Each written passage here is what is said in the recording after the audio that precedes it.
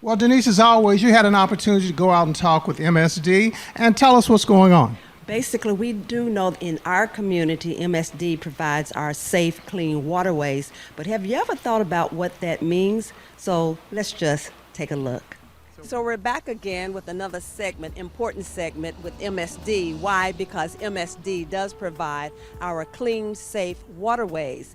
I have a real interesting interview, I would say, today because I want to introduce you to Miss Meredith Myers. She works with MSD and she is the Watershed Program Coordinator. Meredith, welcome to Urban Lifestylez. Thank you very much for having me. We're in a beautiful location. Could you just say where we are and basically how this ties into what your position is with MSD? Absolutely. So we're here on the banks of Beargrass Creek, one of our many local waterways. I'm here to talk to you a little bit today about watersheds and things people can do to protect the health of our waterways at home. Okay, so that's pretty interesting to me. What is a watershed? A watershed is the area of land that collects water into a common water body. So when you think about it, when it rains or snow melts, that water has to go somewhere. It's all funneled together into a common waterway. So in Louisville, we have 11 watersheds. Beargrass Creek is one of them. And it's a really important topic for folks to understand because a watershed really reflects the idea that what we do on land impacts the waterways. So everything we're doing when we go to work, when we go to school, when we live our lives, that is going to ultimately impact the waterways nearby. Okay, so you're the point person at MSD for this particular department. Let's talk about what you do then.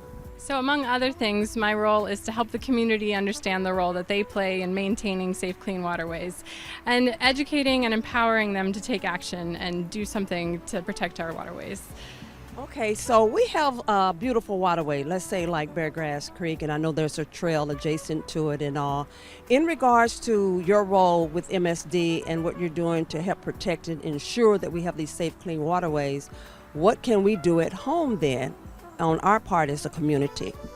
Yeah, so as I mentioned, when it rains or snows or other kind of precipitation happens, that water is going to not just move itself over land into our creeks and rivers, but it's going to pick up pollution along the way. So things like trash and fertilizers and pet waste are things that end up in the waterways because we've left them out at home and work and business. So one of the things we're here to talk about today is just really simple things you can do to keep things clean.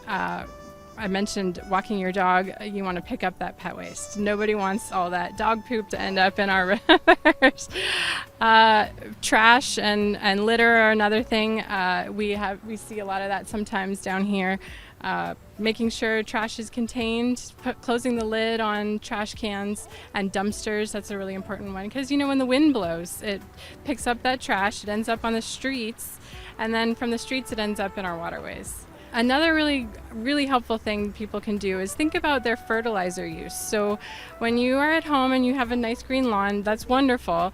Overusing the fertilizer or misusing it, that can also run off into the waterways. And what happens then is that algae blooms. So just like it makes our lawns green, it can also help the algae grow and maybe grow too much, and it takes over the waterways, and that can be a problem because it actually ends up consuming too much oxygen. It makes it really hard for fish and other critters that we want to have a healthy environment. It makes it hard for them to thrive. Okay, so now we're talking about affecting the ecosystem. That's right. Yeah. We have a big impact on it sometimes. So since we know about all of this, I'm just thinking, what happens when people don't do some of these things to safeguard? When we don't protect our waterways, things like trash and oil and chemicals are going to run off the streets and parking lots and into our streams. So we end up with dirty water that can be harmful for fish and wildlife, the things that we appreciate so much about our urban waterways. Makes it hard for them to live there. It also makes it unsafe for us. So we want to be able to recreate, to swim and to paddle, and also this is important water supply, drinking water, agricultural water. So we want to keep that safe for human use as well. So So this full stream all the way around for us to have the beauty, but also for the safety aspects. And I never thought about the safety aspects. So how do you all measure the water quality then to see if everything is where it needs to be? So MSD maintains a network of monitoring stations all around Jefferson County. We have 27 sites. We monitor everything physical and chemical and biological things too, things like fish and the bugs and that sort of thing, to sort of keep an eye on how we're doing and maintaining good water quality. So Meredith, I just want to pick your brain for one last question. Is there anything else that you would like to add to all this? Because I've been so enlightened thus far. Yeah, so I would say if anybody is interested in getting even more involved and taking their action one step further, we always have community events. We have cleanups, stream cleanups, and tree plantings and other activities to help the community get even more involved in protecting our waterways. So I encourage folks to check out our social media, and there's some other great partner organizations we work with that really do a lot and get involved, and we appreciate the support. Well, Denise, as always, MSD has some great information, very powerful, and we just have to make sure that we're using it. Yeah, so we have to make sure that we do our part to keep the waterways clean and safe for the animals as well as us. We'll take another break and back with more.